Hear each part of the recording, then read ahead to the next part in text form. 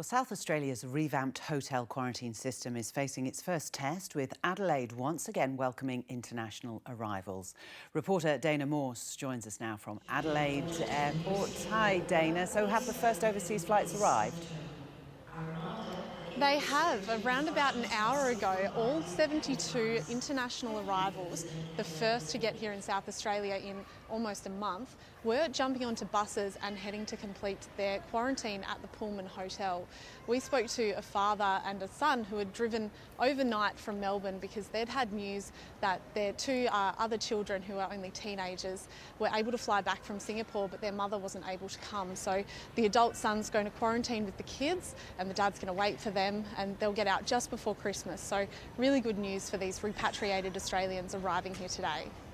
Are there going to be further easing of the restrictions?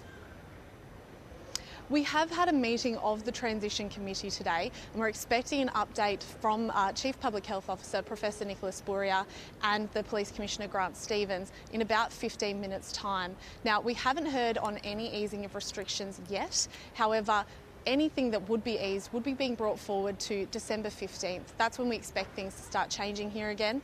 Now, we're looking at things like density requirements here in South Australia. So really, businesses want to see the 1 person per 2 square metre rule be brought back into place here. So that hasn't been in place since the Parafield cluster was discovered a month ago, and it's really hurt a lot of businesses. Hospitality venues were given some breathing room and they've been able to transition back to 1 person per 2 square metres, but lots of other places are still suffering under the 1 person per 4 square metre rule.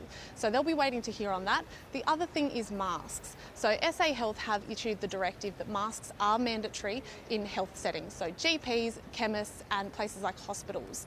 They're advising people to wear masks when out and about, and today at the airport there are quite a few people wearing masks, and of course all the international arrivals were wearing masks and appropriate PPE.